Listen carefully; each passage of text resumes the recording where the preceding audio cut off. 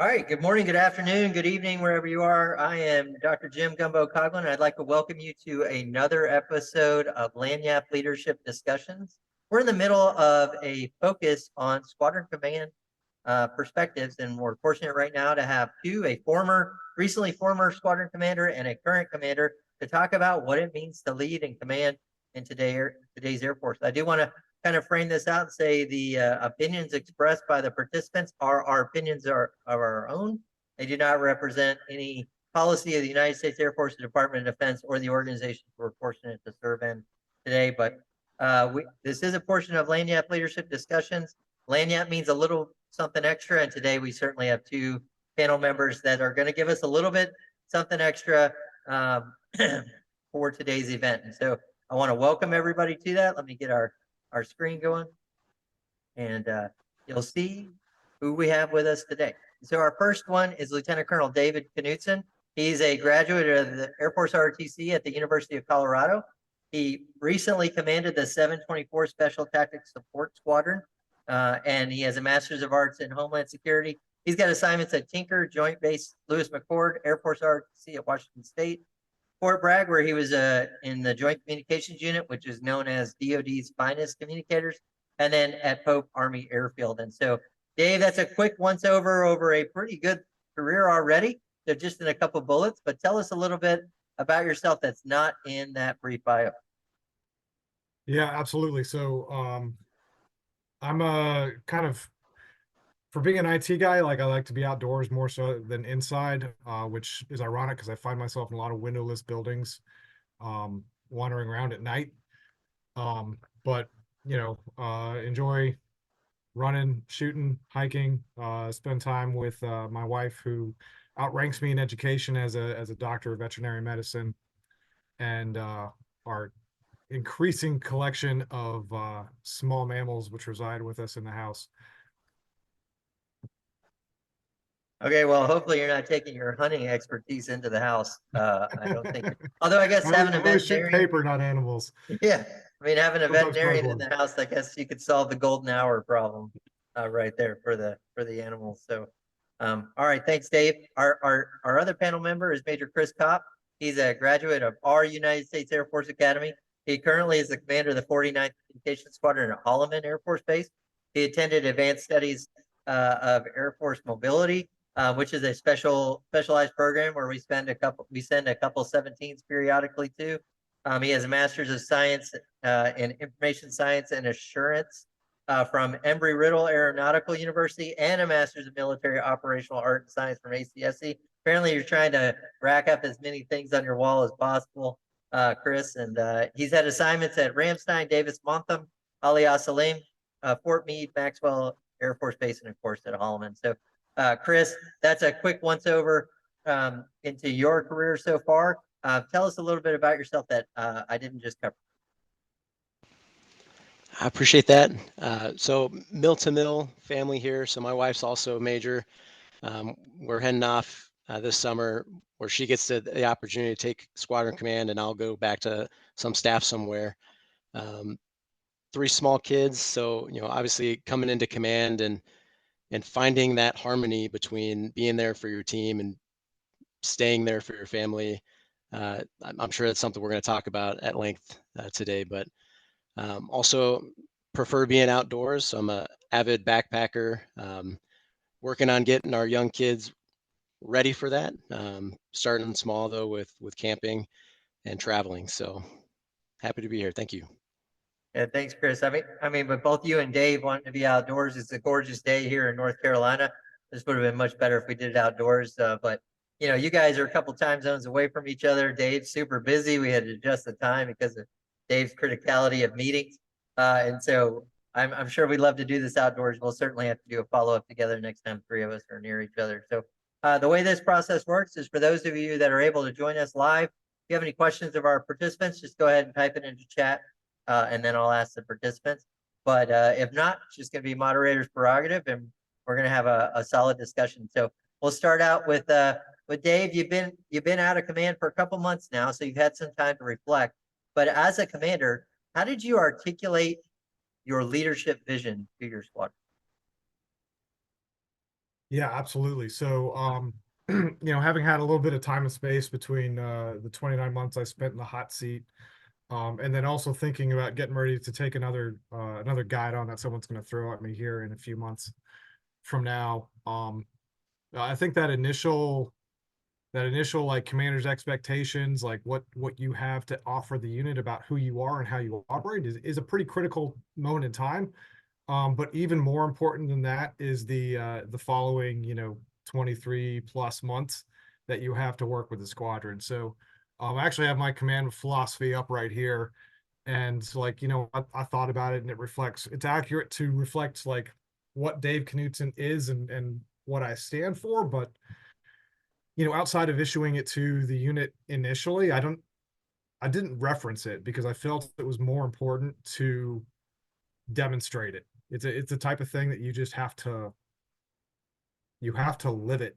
And when people uh you've succeeded when people describe it to you, when they are describing how how to work with you or how the squadron operates. Um because I think we've all had those leaders who will, expand on their 47 points of leadership. Um, and you're like, buddy, you didn't demonstrate even a half of one of those. Like, what are we doing here? So I think that baked into, certainly the average air person of the US Air Force is, some of that skepticism with regards to leadership. So you really just have to, whatever it is you're issuing to the squadron, you got to be genuine about it. You've got to really mean it. And then most importantly, you have to consistently live it. So that they know that, yeah, okay, he told me he was going to do this. And well, it turns out he actually meant it, because here he is doing it. So that's really what's the most important. And the way that I framed my command philosophy was more of like, hey, how do you work around the oddness that is here, so that we can kind of short circuit some of that initial, like, what's going to piss the commander off, what's gonna get me in the hot seat, where are the landmines at, so I can just, as a subordinate, um, navigate around all that nonsense, and we can just start from like known goods and learn to work from there. Oh, that's great, David. And obviously you got to live it for a little while, because your command tour was a little bit longer than normal. And then, like you stated, in a couple months, you're going to be walking across that stage or wherever it's going to be, uh, to get another guide on, right? So we'll circle back to that, because I think there's some things we can pick at that. And so Chris, you got to hear how Dave presented his philosophy, as he said, to the organization, how he articulated. He didn't continue to reference it, but what he did was he demonstrated and lived it. So you're currently in command, as you stated. You got a couple months left. You're probably going to serve as a mentor to your spouse as your spouse prepares to take command. But how did you approach your command philosophy and vision as a leader? Yeah, honestly, it was very similar, right? Going into it, I grew up with the idea that when things are too complicated, people don't remember it, and if they don't remember it, they can't live it. So I came in and started with, keep it brief, right? You talk about, relooking at mission statements, for example, and making it connect to people so that it means something to them, but short enough that they can remember it. And my command philosophy was no different. It's something I do talk about more often, but I think living it is absolutely important. And my approach was more, hey, here are the things that are important to me and why, but more importantly, here's why I think it should matter to you. So those conversations don't they don't rest on here's why I care about this. It becomes, how can I help you realize this same vision, for things that are valuable to you. And it's not something that needs to be, super specific, right? I talk about make things better, make things matter, and make things last. Um, if you do those things, no matter what it is that you do, you're going to be a better airman. You're going to be a better person. The organization will be better in the future. Um, and it's about, developing leaders at every level, right? We talk about mission command a lot in the Air Force. Very rarely do we see it in action, but as with anything, right, it takes time to develop that foundation where folks can step forward together. So it's something, I can't echo Dave's comments enough. You have to live it though. Every time you're engaging with folks, you have to find the opportunities to talk about why it's still important and how what we're doing now reflects that. Yeah, that's very good. I wrote that down. Make things better, matter, and last. Right. So that's pretty awesome way to frame it out. So you've been in the seat just shy of 2 years, right? And presumably as you've served in command, there are challenges, right? Where your squadron is, the mission of the multiple missions that occur at your installation, all those things. So can you give us an example of where, while you were trying to make things better, matter, and last, where it didn't happen, and how did you handle There's a lot of examples you could probably pick from. But I'm going to probably answer that in an abstract way here because, I know, when you come into command, people are like, hey, you got, think of it like a football game. You've got quarters, right? The first quarter is you're just kind of feeling out what's going on. Then you really have 2 quarters right in that middle to get after things. And the last quarter is just kind of closing things out. I took a very different approach coming into command. When I stepped in, we had a lot of organizational challenges. So obviously, on a personal level, I had to step back initially. Like I had certain goals, things that I anticipated I was going to be able to target and get after quickly. I mean, I had to step back, temper my own expectations because you have to lead the team that you have. So, we brought in the right folks from across the organization and we took a step back together, assessed where we were as a team and where we needed to go. So that very quickly changed my perception on, how do you command from I have goals and I want to see these goals achieved for my organization to how can I set my organization up so that the people can achieve those things after I've gone? And that ties right into the command philosophy, right? Make things better, make it matter, make it last. If the things that we did in my time ended when I left, my command would be a failure. But if I develop leaders that share the same vision and are willing to invest themselves into achieving that, whether it happens in the 2 years that I'm in the seat, or it happens the 2 years after, or it's something those folks take with them to their future assignments, and it can make those organizations better. That's where I think success lies. So to circle back to the question, one of the things that I was very keen on getting after here was every organization I've been into, comm squadron wise, everyone always wants to focus on ticket numbers, right?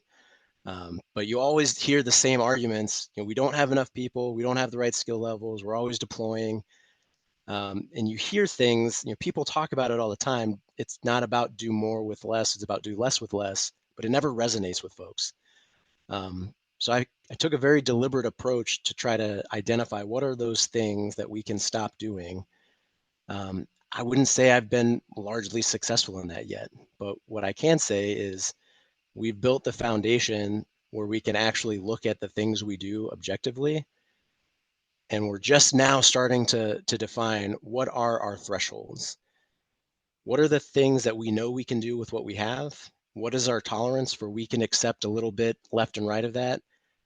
And I'm very confident, in the next several months, we'll have a firm picture of, all right, we're not going to stop it today, but over the next year, here are the things that we need to divest in for legitimate reasons. But like anything, change takes time. And one of the big challenges, we've faced as an organization is, how do you get buy-in for those changes? Very easy within the squadron to say, yeah, we want to get out of this business and just rip the Band-Aid off. But everything we do has a stakeholder. So it's finding those stakeholders and getting them invested in that change that I think is the most critical thing. I'll give one very brief success to show the counterpoint. Comm squadrons historically own the public address support mission. signing out, microphones and speakers and going out and setting up for changes of command. And that's something, our corporation, side said, hey, we don't need our airmen doing these things. But it took a year to get the buy-in to facilitate a smooth transition. So success on our side, someone else is owning that now. We handed off all that equipment, but it wasn't an easy lift because you need buy-in.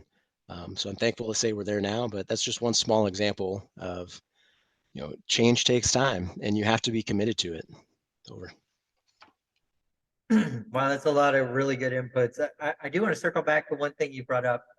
And you talked about, and I'm paraphrasing, how you get staying power of the changes you make post your command tour. I will tell you personally, professionally, that's something I struggle with. I've been fortunate to hold a guide on as a squadron commander and a guide on as a group commander. And when I left squadron command, we had made a lot of changes in the 2 years I was fortunate to be a member of that squadron.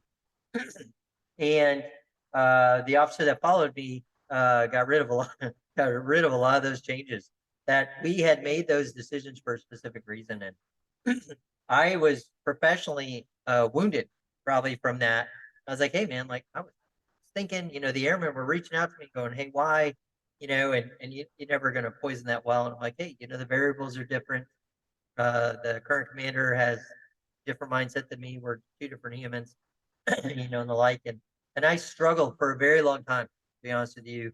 And then fast forward in time, when I was a group commander, that squadron operationally fell under our group. And so to watch, there was another commander that followed the one that followed me, and that commander brought the squadron back closer to where it was when I left, and it, squadrons have. So it was interesting to go back and see the squadron. Even when I go back, I'll be going back there next week. When I go back, I still have close relationship with many of the people that are there. So it was a challenge for me when I left group command. The same thing. I think I was a little bit more mature to go, okay, hey, the officer that's coming in behind me, that officer's going to have different variables, and we made changes. There was a major change that happened after I left that I was like, oh, there was a reason why, we did that. But I'm not there anymore. So I would just, you're going to go through that transition, and it was a hard one for me, and hopefully you're better at it. Hopefully you've trained the leader, you've trained those leaders to be able to carry that message forward, and keep those changes in place. I was not good enough. And so I would just say, I appreciate that perspective. So there's a lot of good points there. So thanks for that. Hey, Dave, I want to circle back to one of the things that you talked about, and you are going to go from, you were in a command assignment for an extended amount of time. You're currently in a staff role. You're going to go to command again. You're going to be walking and grabbing that guide on one more time. And how are you going to approach, or are you going to make adjustments to your command philosophy that you had when you were at the 724 for your new unit? Or, is Lieutenant Colonel Knutzen different as a commander than Major Knutzen was? That's a good question. So I think the base of it has to stay, somewhat the same because, both Major and Lieutenant Colonel Knutzen are kind of essentially the same person who, is really just Second Lieutenant Knutzen, a bit grayer, older, more tired, but with better hair. So there's that. And at the end of the day, like, I think that the command philosophy has to be, like I said earlier, it's got to be authentic. And I can't be Batman, so I might as well be me. And my philosophy is going to reflect that. I will say though, like lessons carried forward, I'm going to have to certainly tighten up some things that I had at my previous squadron command, which will set me up for failure here. Most of which is that like you're in command for not a long time, but longer than 5 minutes. And the funny thing about command is it's the art of doing everything without doing anything. Because you're not like, as a commander, probably for the first time in your military career, like you're not allowed to take action. Like if you're the one who's doing something, it's like you really, really, really should think hard about that. Because you've got a whole unit full of humans who are probably smarter, closer to the problem, and more motivated to solve that particular problem than you are. And B, like, yeah, okay, maybe you've been in the Air Force for a minute, but you probably haven't looked at whatever that problem was since the last time you were tasked to solve it, and it might be different than you understand it to be. So allow the experts to actually do the things. And with that said, though, like what your job is to pave the way for those experts to go in and do all the things that need to be done. So a lot of squadron command is pouring out from your cup into others. When I was in my previous unit, like I poured a lot out of my cup, and I did not spend enough time pouring back into my cup. So that pitcher got rock bottom and stayed there for a while. And there's reasons for that, right? You know, because you're going to like, you as a human are going to go in and someone's going to give you a flag and you're going to be given a squadron. And you're going to put so much pressure on yourself to take that so seriously because it is a very important thing. And all of that is true. But at the same time, like this is, you know, it's a marathon, not a sprint. You are not the only commander that unit will ever have. You will probably be the shortest tenured airman within that squadron, full of people, you know, minus some crazy things happening. And you need to recognize the fact that like you're at the end of the day as the commander, yeah, you're important, but you're still kind of just a summer help. So help the people, teach them to help themselves, and keep yourself in the fight for the long term, because there's probably going to be other asks of you down the way. There's going to be another harder day ahead of you, no matter how hard the day was you just had. So spend time recovering, spend time investing back into your own glass, because you're always going to be asked to pour out into others. So Wow. I'm gonna try to be better about it this time. Oh, wow. I will tell you, Dave, that was a lot. Like I wrote down a bunch. That was a lot in that could be its own perspective and own this episode. And so I certainly appreciate that. Having had the fortunate working with you a little bit during your last command, you know, it's great to hear you be so candid, which is kind of the nature of our organization. And so thanks for your transparency and being so candid. And I would agree. You know, my bride and I talk about it all the time of, you know, the times I was fortunate. The Air Force didn't think I was good enough to command 2 squadrons, but the time that I was fortunate to be a commander, both at the squadron and group level, that's a different human than the person that's a staff person. And so I appreciate that articulation. And where do we go from there? So you spoke to things that you will keep constant, and then probably some things you will adjust that which seem a little bit more personal, right? You know, the investment piece of yourself. And so, you know, how do you hold yourself accountable to the comments you just made? So what is your approach going to be to hold yourself accountable? I'm going to empower the smarter half of my relationship to hold me more accountable this time. So my wife, Dr. Knutzen, will certainly assist in that respect. But I think the other part of it is, you know, I'm going into a bit of a different situation here, right? So my past squadron, I had, you know, 3 total different, well, 4.5 different SELs. Probably, you know, because I kept working them out of a job, right? All phenomenal humans, but you know, it's difficult to have a government issue best friend when you know, I kept wearing them out. This situation, I've got a little more, I've had the opportunity to be in the organization before taking command, so I'm a little more oriented to the problems. I'm a little more aware of my own limits. Like sometimes you don't know where the line is until you step across it, and you get that funny feeling in your gut. You're like, oh, that's bad. Let me move backwards a second here.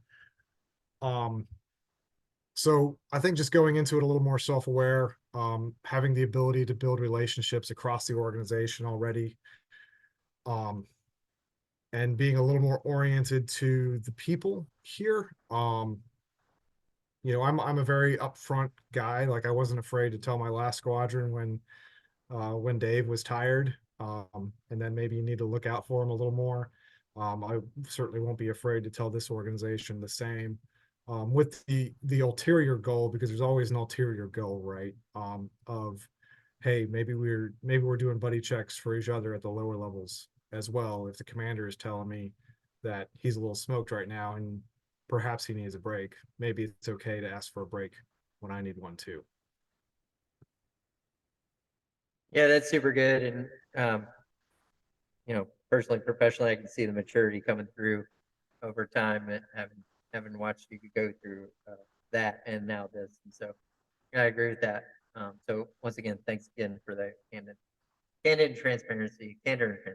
So Chris, Dave's kind of articulated his personal experience, and of course, Dr. Knutzen will hold him accountable for that. But tell us a little bit about something that might have surprised you. You went through prep for command.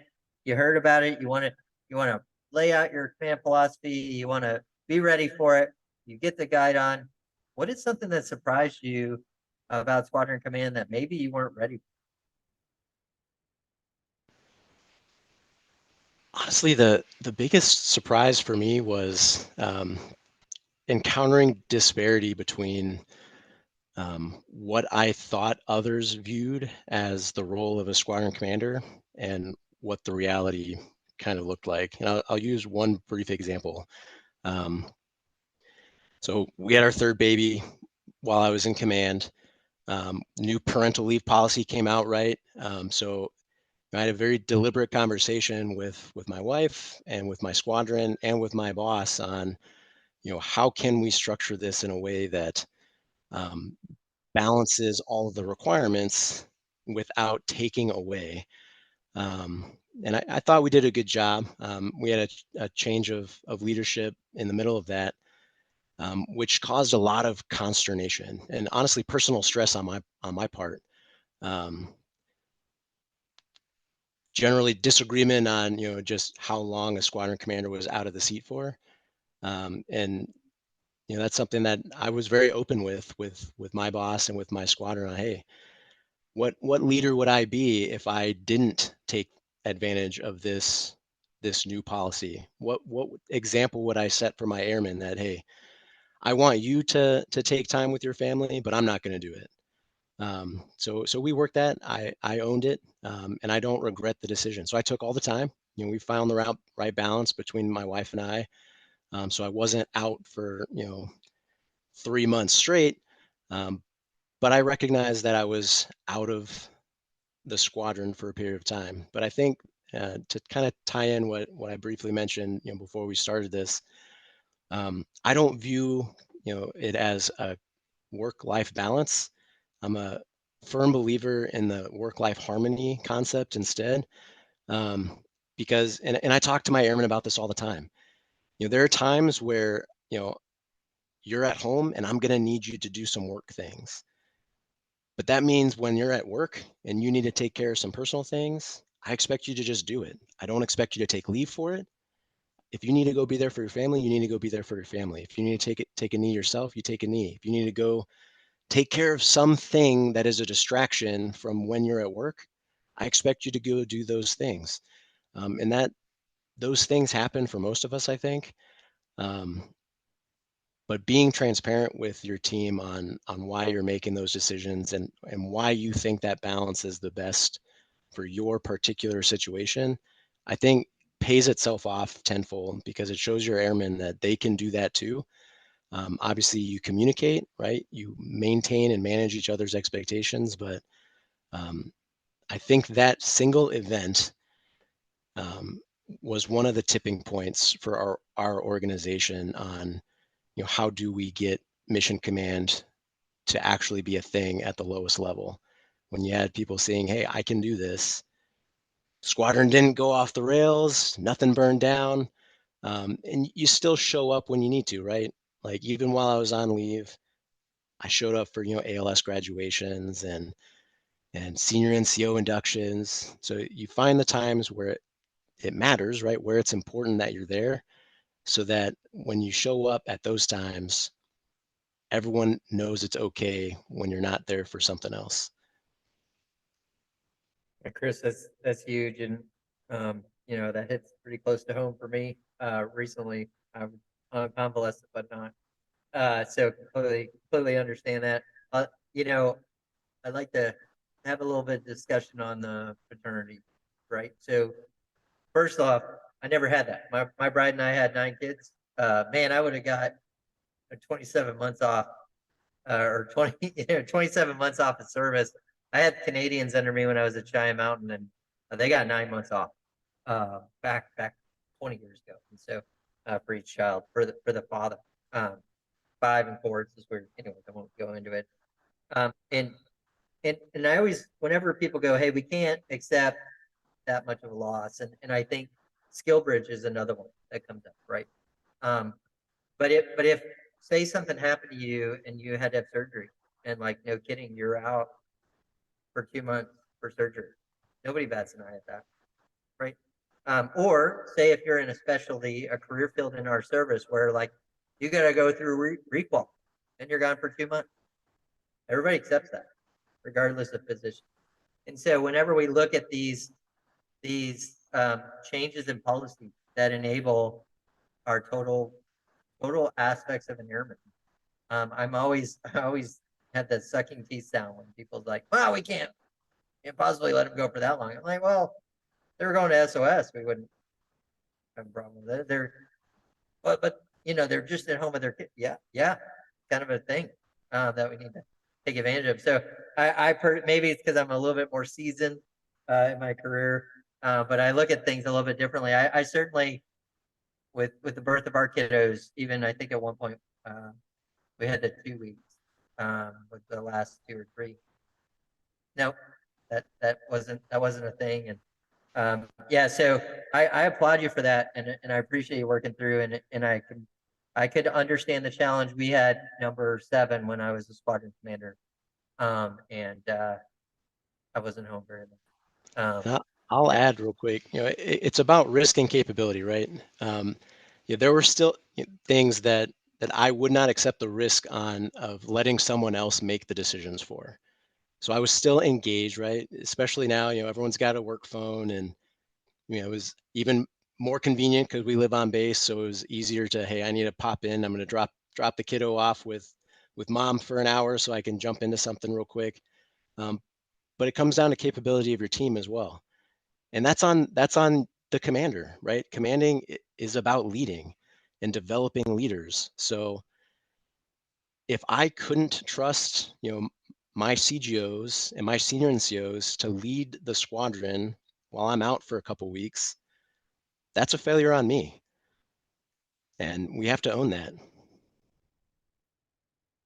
Yeah, I super like that. I always like to say, normally when I hand it off and I'm out of the pocket, and people are empowered to make decisions in my absence, they either made the decision I would have made, or they made a decision that was better than the one that I would have made. So I've been fortunate during my tenure that hasn't backfired on me. I don't know that that's attributed to my leadership. It's probably more to the people I've been fortunate to work for. But yeah, I appreciate that perspective. I appreciate that example that you said. I want to dive a little bit on work-life balance / harmony. I concur with you. I like the harmony phrase. I go, but I'm usually out of tune. And my bride, like Dave's bride, is really quick to provide me that feedback of when I'm out of tune. And so, how do you do that? Is it risk informed on your harmony decision? Is it position informed? Like, what's kind of your rubric of how you're assessing whether you're in harmony or not? I don't know if I have that down to a science. It is largely subjective. There's a lot of variables that go into it. You look at, what is the impact if this thing doesn't get done at a certain time, but being mill to mill, we're also trying to do that math on impacts within her organization as well.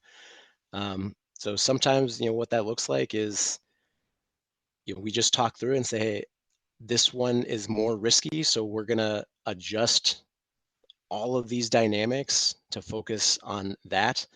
And the next one, we'll cover down. And sometimes that means coming in, doing something on a weekend or at 10 o'clock at night, but that's what works for us, right? And I'm very, very deliberate when I talk about these things with my team, that harmony is about finding what works for you in your life.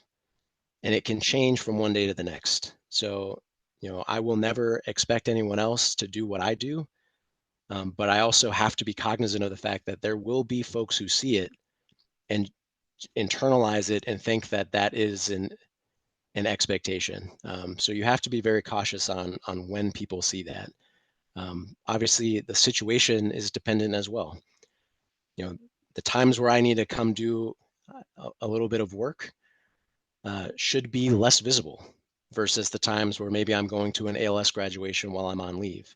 When you're on leave, you're on leave. And if you're traveling, that's great. But if you're here, you should show up, because it's not about you. It's about the team. And I think that translates with folks for the most part. Yeah, that's a tough question. I don't know if I could say that we have it all figured out. In fact, I know we don't.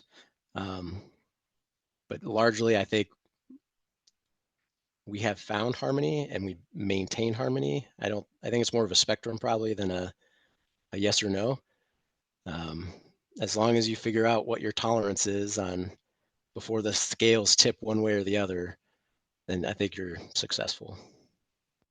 Big surprise that a communicator said it's a spectrum, right? So, solid work. Way to get your nerd on in the middle of the discussion. So let's flip that over to Dave. So Dave, Chris kind of talked us through his perspective on harmony. In his mind, it can change day to day. There's a lot of variables that can affect it, right? There's visibility things that affect those variables as well. So, you like we stated earlier, you wrapped up one extended command, you're heading into another command. What is your perspective on work-life balance or work-life harmony or whatever phraseology you want to use? What is your perspective and how do you have it? And do you have a rubric that you could share with Chris? Yeah, so I don't know about the rubric thing. That seems like a tough assignment that I might have to punt on. I'm in violent agreement on work-life harmony. And I think a big part of that is just based off of like where I came from and how I grew up, both within command and just, within my career writ large, right? So I to give some context to the audience, like I commanded a non-traditional organization, right? It was supporting very high level special operations, in particular ground special tactics. So certainly in a weird corner of the Air Force. But what that meant was that, for an America that was at peace, I sent a lot of airmen to war. So every day that I woke up and was privileged to still be alive, was a day that I had my men and women in harm's way. At any one point in time, I had about 30% of the squadron in garrison, and the rest were just scattered to the four winds. So you talk about, work-life balance, work-life harmony, whatever that coexistence is. There is an incredible pressure to always be there for your people and to be present just in case like there's something you can do to help. But you have to develop a feel for what is the normal and what the team can accomplish just on their own skill and proclivities and muscle memory, and based off of the intent that you lay down as the commander. And when are those situations where your presence truly is required? Almost everything I know about leadership, which is, maybe two things, I learned in Ranger School. Despite not graduating, it was a very educational event for me. But one of the things that the Ranger Handbook teaches is the leader is where they can effect the most control at the decisive point. So, given the whole perspective of you, the commander, your life, your extracurriculars, your professional development, your long-term longevity, your human, care and feeding requirements, like and as well as what your organization demands of you, like all those things put into perspective, where is the decisive point and what is required of you to exhibit control over that decisive point? Like sometimes my decisive point is in my bed sleeping, because that's what I need to get ready, because the real fight's tomorrow. Sometimes my decisive point is in the middle of the woods, freezing my butt off with my men at 2 a.m, because they just need the support. They need someone who they know they can point to and say that, hey, Dave's got their back. And it's completely situationally dependent. You've got to have the ability to build a feel for what your team can handle in your absence, because you are going to be absent, right? Like, lest anyone forget, you're a war fighting organization, and at the end of the day, it's all about war. Even if you're in, normal vanilla, whatever that is, comm squadron, like it's about war. And in war, people are removed for all sorts of reasons, up to and including enemy action and death. So you are replaceable. The organization exists to replace you, as a matter of fact. So you have to prepare the organization to operate without you. And then it's your call, ultimately your privilege to make that distinction as the commander, on whether you're going to let the organization drive through this particular event based on their own skills and initiative and your intent, or if you're going to be the hand that's guiding them. That's the cool thing about command, is you get to make those risk decisions. So I guess that's a long answer to a complicated question. All of which to say, like, it depends. Don't screw up. If Super I could, easy. Go ahead, Chris. sorry, go boy. So you touched on something I just want to pile on as well. We talk about presence all the time and being present. And I think a lot of folks tend to misinterpret what that really means, right? We tend to look at presence as I'm there, when in reality it's about connection with people and trust, so that they know that you Yes. will be there when they need you, and that like you said, you have their back, whether you're physically there or not. They know that they can make decisions because they know that they're part of the same team and everyone's marching on the same page. And that's what presence is really about, right? But the only way you get there is by building those connections over time, so that they're strong enough to withstand when you're not physically there. Yeah, I mean that's good, Chris. And it's interesting. I was fortunate when I was a junior officer to be a planner out in the Pacific, and we had, at the time, he was the Pacific Fleet Commander. He retired as what was then PACOM, now U.S. Indo-PACOM Commander, but it was Admiral Willard. We all probably know him. Without knowing him, he was the bad guy pilot in Top Gun. So anytime you see the bad guy pilot in Top Gun with the black helmet and the red star, I think he was the lieutenant commander at the time, but that was Admiral Willard.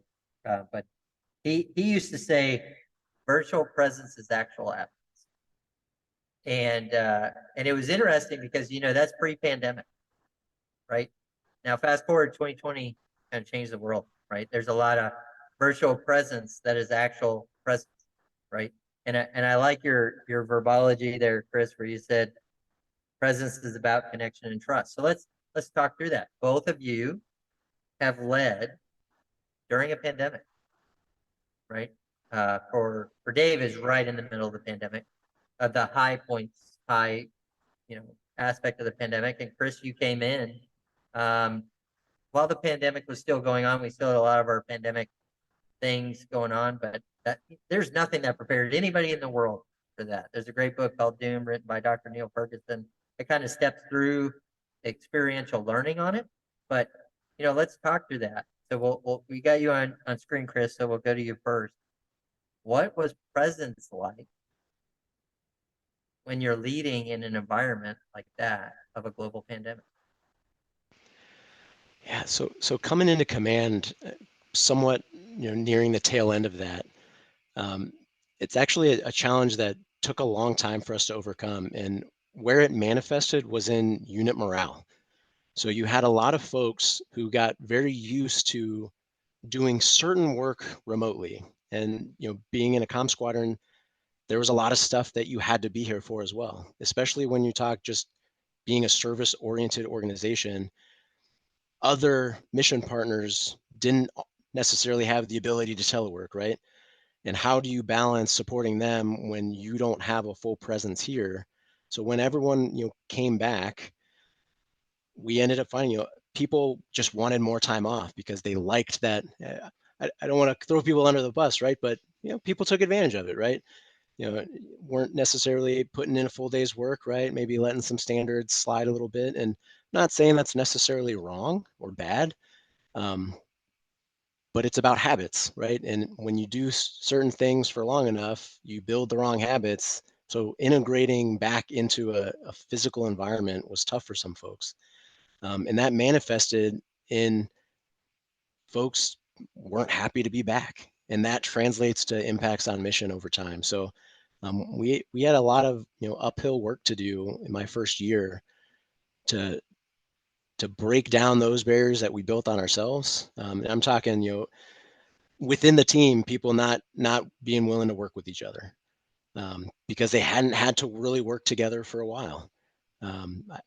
Happy to say, we got through that and we're in a much better place now. But you still see the remnants of that, right? And it's great when you have a bunch of laptops and you can be more flexible with folks to allow them to find that harmony. Where it's like, hey, we're at a remote and isolated base here in New Mexico. Sometimes folks have medical appointments, for example, that takes them, it's 3 to 4 hours minimum out of their day with travel. It's very nice when you can allow them to set up, hey, don't take leave so you can go do this thing, go do what you need to, but hey, take your laptop with you. If you have time and you want to knock out a few things, that's great. That's not something we really could have supported pre-COVID. But you just have to keep an eye on it, right? Because just because you can do something doesn't mean it's the right thing to do, especially when those things impact other people. That's good, Chris. So let's swing that over to Dave. Dave, you heard Chris's perspective on the challenges coming in and then bringing people back. What was it like for you to be a squadron commander during the pandemic? Yeah, so I'm probably the worst person to ask this question because COVID never stopped anything for us. Before I took command, I was the first crew of people after COVID hit to deploy forward. When I wound up being forward for 6 months in 2020. I was on 4 different continents in 2020. I never got COVID once somehow. But we were doing war, right? Like my 9/11 COVID, we killed 50 members of Al Qaeda. That's what my team did. So that was my COVID experience. When I took command, like those were the types of operations that we were supporting, and none of that stuff had gone away. Like the war on terror, we're still a war on terroring, and like Americans everywhere were still doing dumb things that got themselves into trouble with whomever, and they needed to go and call 911 for Batman to swoop in the middle of the night and rescue them. So my challenges were different, right? It was how do I continue to get things done and take care of my people in a world where my people are at work doing the job, working their butts off, and everyone down at AFPC is on I don't even know, like -5% manning or whatever, right? And I call the phone number and it just rings for months. How do I get things done from the institution to take care of my men and women when we're just trying to get after what we're being tasked to get after? And that was a real challenge, right? Because there was you talk about like leading across cultures, like we have this, we certainly had our culture, which was kind of an F it, we'll do it anyway, for better and for worse. And then you have a bigger Air Force culture that we're trying to integrate into, and the problems that we're dealing with are like very, very like wildly different.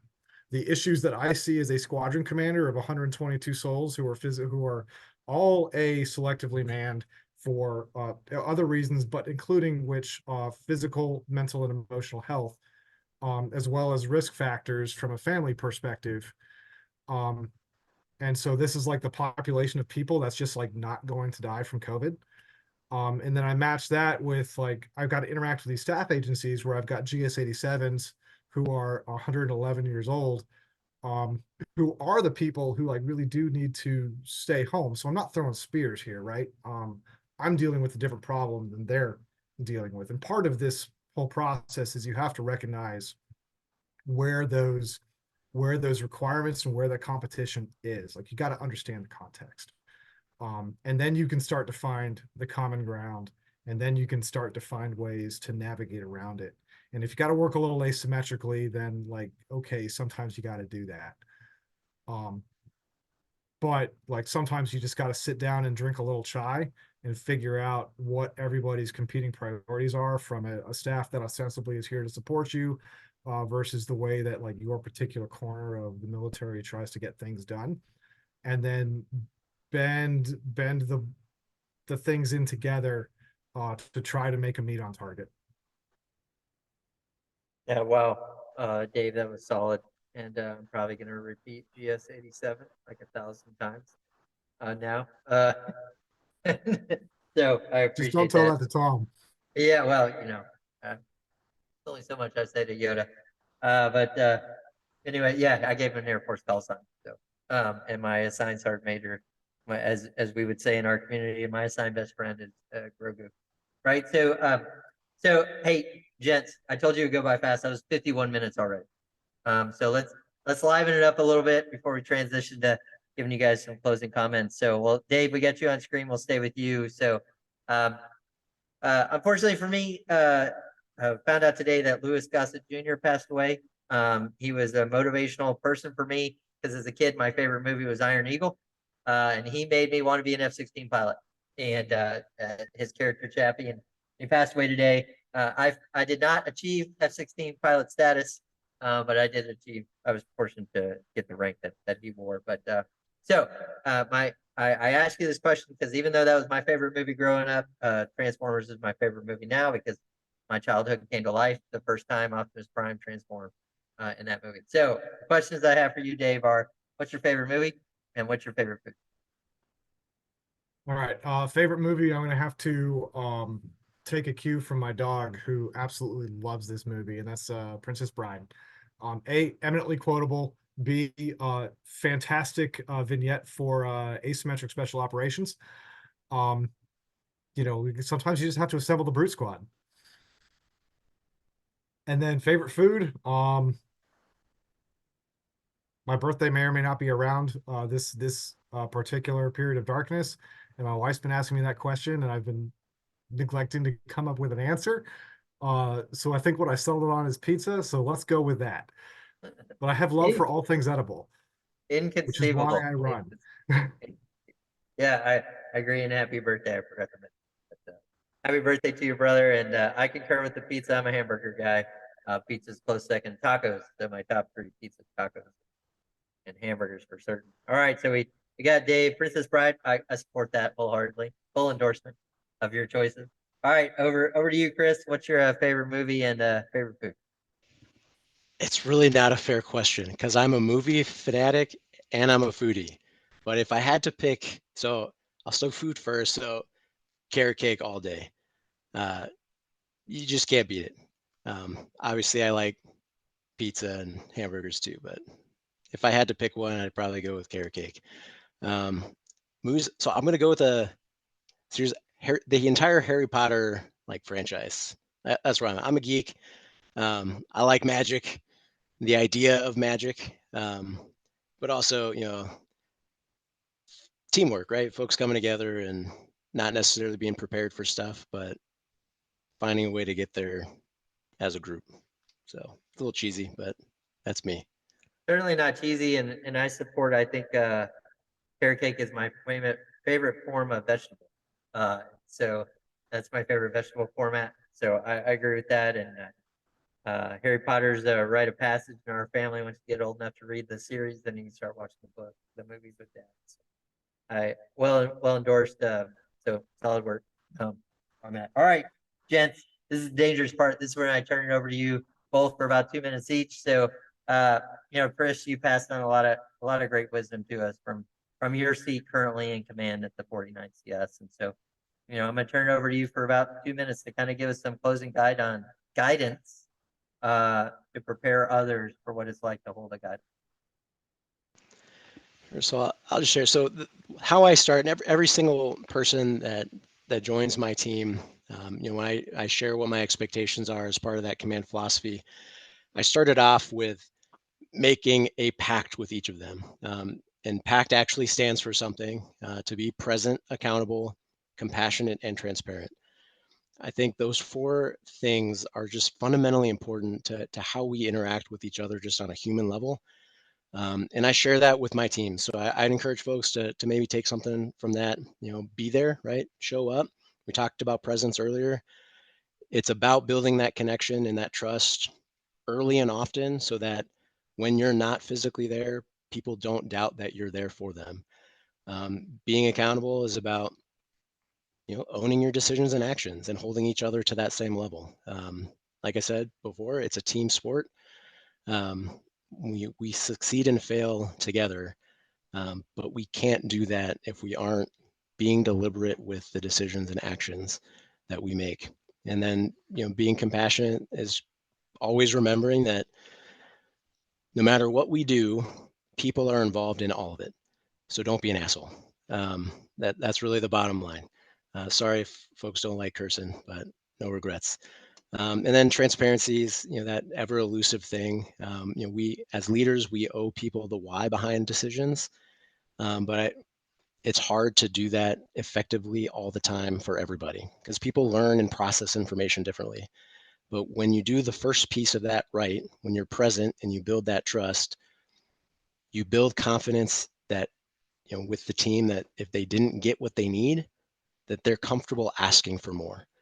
And I think that's fundamentally important because we often kind of do that shotgun approach. You send it, you forget about it, and you hope that people receive the message. But that's not what communication is. Message sent isn't always message received. So you have to maintain those feedback loops and constantly talking about how to be transparent, knowing that you will never be perfect, is how I think we get there. Yeah, those are wise words, and your statement is something that one of the leaders in our community uses as his personal hashtag. Colonel Gabriel Avila, who's heading to Group Command this summer at Patrick Space Force Base, he always says hashtag DBAA, right? So don't be and so he wrote a great book on leadership. I'll plug it for him. And so I would recommend you read that if you're heading off into Squadron Command. Read his book, No Pressure. And he definitely hits on one of Chris's points. So solid pact. I wrote that down. That's a really good one. Dave, over to you. What's some final words of wisdom from you for our future Squadron fans? All righty. So this is where you get Dave's 47 points of leadership. No, just kidding. So firstly, I'll say, never forget that what we do is about war. I know that's not something that we talk about a lot in the Air Force, at least not in all corners of it, but war is here. It's ever present, whether it's declared or not. Your people need to be connected to war. You need to understand war. Talk about war. Talk about what we do as fighters of wars. Because that's why we exist, right? And then secondly, command is different. Leadership is what you've been doing most of your career. Command is a different animal, right? Command is probably the first time that it's just totally cool and okay for someone to lie straight to your face. And it's expected, right? Because you're the commander, like you hold the power of life and death over people. And it's not necessarily like, people are going to lie to you maliciously, but it's that innocent hallway conversation like, hey, Airman Jones, how you doing today? Oh, I'm great, sir. Like Airman Jones probably isn't great, but they're going to say that.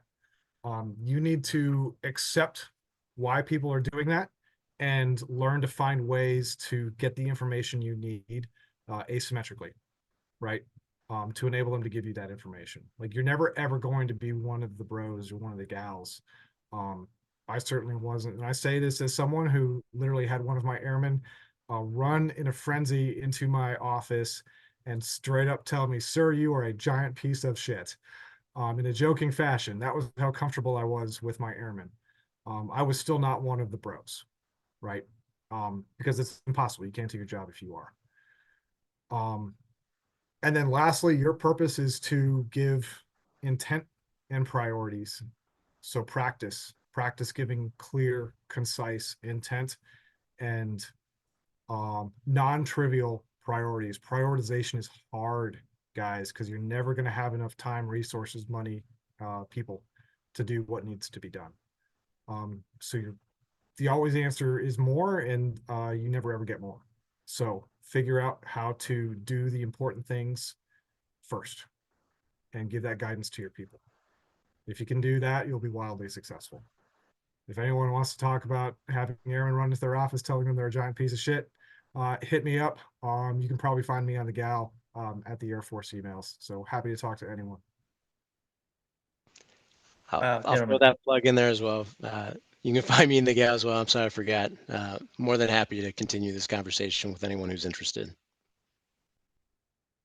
Yeah, thanks, gents, and what a tremendous session, and thanks for offering up the opportunity for people to reach out to you. You guys provided a lot of tremendous insights for us. I wrote a bunch of them down. You know, demonstrate your philosophy and live it. Make things better, make things matter, make things last. Command is the art of doing everything without doing anything. You are going to be the shortest tenured airman in your squadron. Unless something else changes. Commanding it is about leading. Lead from the decisive point. Message sent is not message received. What we do is about war. Give intent and priorities, and then be present, be accountable, have compassion, and be transparent. Man, just tremendous. Those are just a couple of things I wrote down, and so thank you guys so much for your insights.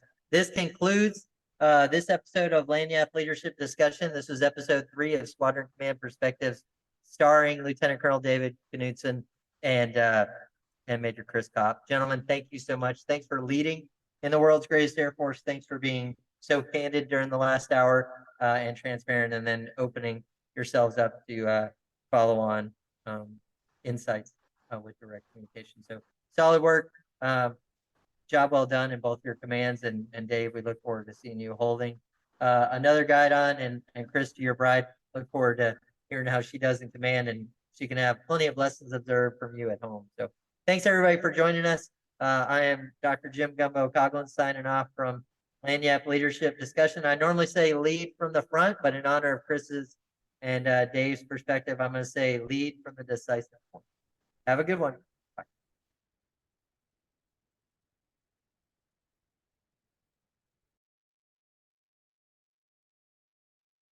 Good conversation.